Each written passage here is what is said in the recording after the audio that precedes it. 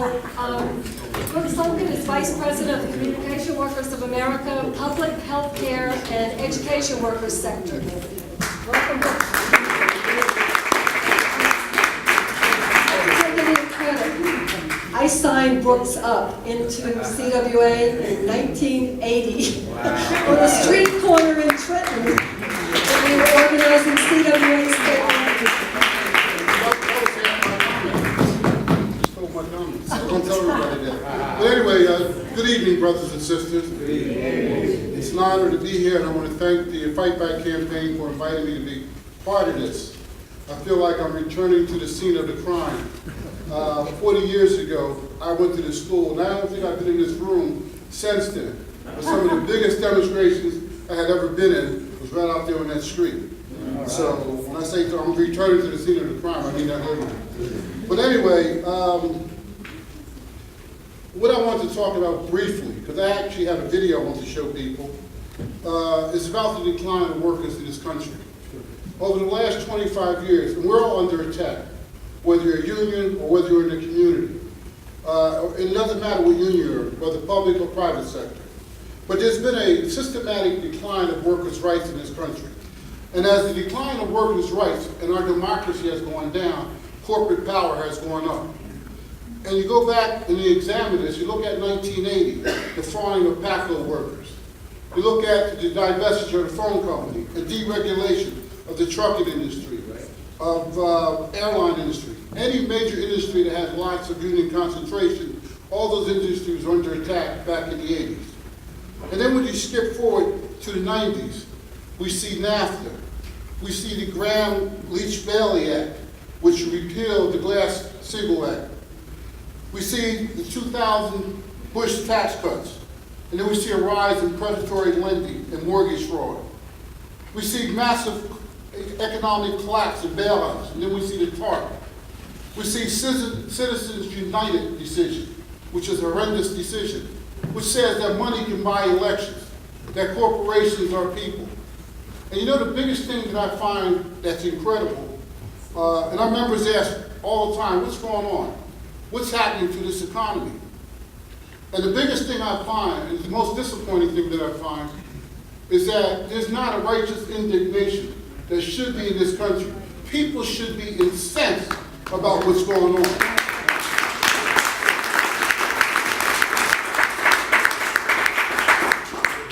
So, and I know it's part on us. We have to educate and we have to get out and mobilize people. It's not just going to happen. You know, there's been a horrendous attack in the last 5 or 6 years on public workers. I represent public workers in CWA. And I don't care where you look, you'll see those workers under attack. Whether you're looking right here in New Jersey, where we represent 50,000 public workers, or whether you're looking in Texas, California, or anywhere you want to look at, even places that are right to work, we represent public workers there. And the thing that's interesting is that no matter where you look or which state you look, the same types of attacks are there. The same legislation is there. There's a group called ALEC, and many of you might have heard of it. And there is such a rush to push legislation through every state house that they can. In one situation, they forgot to even change the name of the state. They took the legislation from one state and brought it to another. And they just turned it in. So here we're talking about a different state. But that's what we're pitted against. And this is not going to turn overnight because it took us, 25 years to get to this point. Many people younger than us don't remember that. All they remember is that things are not good now. I go to college, I graduate, I can't get a good job. I'm working for peanuts. And why is that? So what I had decided to do, which illustrates the point much better than I could ever, is there's a short film that I'd like to show people. It's called Tax the Rich, one of my favorite subjects. And what this does, it explains what happened to our economy. But just a couple facts. 60% of every business in the United States that makes over $1 million pay absolutely no tax at all. None.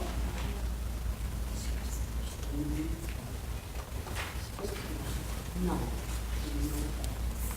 I don't want to be redundant. I have a lot of stuff that Carol's already went into. So why don't we show, this film was created by the California Teachers Association of AFT.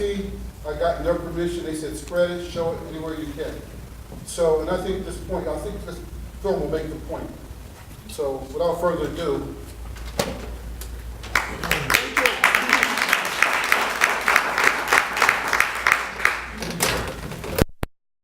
once upon a time, there was a land that was happy and prosperous. It had a great education system, safe streets, and jobs for everyone. There were a few poor people and rich people. Most were rich. The people of this land paid for their good life by investing in their future together. They called this paying taxes. Everyone paid what they could afford. The poor people paid the little, the people with the little paid a middling amount, and the rich people, 1% of everyone, paid more than the others. Just about everyone thought that this was best. But over time, rich people decided they weren't rich enough, so they came up with ways to get richer.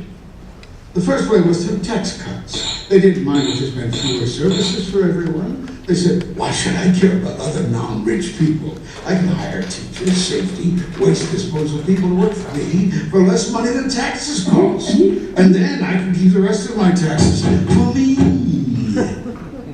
The second way rich people got richer was through tax loopholes. These are laws that allow people to avoid paying taxes, with the idea that it's beneficial for other people too, if this group didn't pay. A third way rich people got richer was to pay no taxes at all. This is called tax evasion. Of course, if all the people did this, everything would fall apart. But rich people and giant companies they owned figured no one would notice. This is illegal, but many did it anyway. And so it went. In 20 years, rich people doubled their share of the land's income. Schools, public safety, the roads, parks, libraries, public transportation, all went into decline. The rich people didn't care. They said everyone gets what they deserve, and they bought their own teachers, police, garbage collectors, and transportation. They also bought something else, elections. They spent so much money on politics, they elected people who liked what they liked. More tax cuts for the rich and big businesses, and fewer schools, road repairs, police, firefighters, and nurses for everyone else. When the 99% became upset, the rich people and their politicians said, there is no other way. They repeated this so often many people believed them. Meanwhile, instead of investing in things that most people could use, instead of providing jobs that paid people well like they used to, rich people found they could make more money in Wall Street. Wall Street is a place where money makes money. Here, the 1% made money so fast that they devoted more and more money to it. They took some of that money and sent it far away, where workers had no rights to produce things that workers used to produce here. When ordinary people wondered why rich people needed so much money, the 1% said, don't worry, this is good for you too, because it will trickle down from us to you. Someday you'll be rich, and then the rules we made for us will be your rules too. Some people weren't so sure about this, so the rich people bought newspapers and TV and radio stations and internet companies and paid them to repeat over and over, someday you will be rich too. There is no alternative. Soon you would hear people saying, there is no other way. Someday we'll be rich. Meanwhile, the rich people's money piled higher and higher. But after a while, it was piled too high. One day, the money fell down with a big crash. Right on the houses of millions of ordinary people. It broke their houses. Then more money towers fell down. They fell on ordinary people's jobs. This is terrible. Everyone was scared. How did this happen? The government said, we have to fix this. They were so used to rich people being rich, they immediately started printing money and giving it to rich people. But they didn't give any to the ordinary people whose houses and jobs were broken by the crash. Those people said, you give the rich people money to replace their money that got lost in the crash. Why aren't you giving us any to fix our houses and our jobs? They got broken in the crash too. The government had no answer. Now the people got mad. Since they weren't sure who to be madder at, the government or rich people, they got mad at both. Rich people got worried. They thought, if the people get mad enough at us, They might take some of our money. This really upset the rich people because they love their money more than anything in the whole world. So they devised a plan. They called it, look over there. Whenever people said, how come you rich people are getting richer while all the rest of us are losing our houses, our jobs, and our schools, the rich people pointed at someone else and said, look over there. First they pointed at the people whose houses were broken and said, look over there. Poor people caused the crash. They built their houses in the wrong place. If they hadn't done that, the money wouldn't have fallen on them. But most people didn't believe them. So the rich people pointed at someone else this time, teachers. They said, look over there. Teachers have jobs and you don't. No one can ever fire them. And lots of teachers are bad. The schools are failing. Teachers are the reason. Bad teachers. Bad teachers. Most people didn't believe this. They remembered the problem was the crash, not bad teachers. The rich people realized it might be safer for them if someone else pointed their fingers. So they took some of their money, and even though it was just a little bit of their money, it was a lot of money since they had so much. They helped more people get elected. These politicians pointed their fingers at police, firefighters, librarians, and other public employees. They said, look over there. These people are greedy. They have jobs and you don't. You don't have retirement plans and they do. They caused the crash. Some people thought this might be true. They knew someone or something had caused the money to fall. Maybe it was the firefighters. But others remembered that firefighters helped them when their houses were on fire. They also remembered it was the 1% who built the money towers that crashed on their houses and jobs. Some people even remember those towers of money have replaced factories and jobs that people used to have. And those jobs used to have retirement plans too. And the ordinary people remembered that the teachers and firefighters lived in their neighborhoods and shopped in the same stores and didn't seem to be the problem at all. The people looked around. They saw too many students in their classrooms. They saw the roads filling with holes. They saw when they needed help, it took longer to arrive. People began to say, maybe rich people have too much money now. And maybe our problems have something to do with 1% not paying their fair share of taxes. And also maybe rich people should pay the same rate of taxes they used to, when our land was prosperous and more people were better off. The rich people heard these things and grew worried. They told their politicians to pass laws to prevent people from organizing, prevent people from voting, prevent people from having retirement plans. But now the people understood the problem. It was rich people who crashed their money under their homes and jobs. It was the 1% who got politicians to cut their taxes until there was money for schools, safe streets, libraries, healthcare, and parks.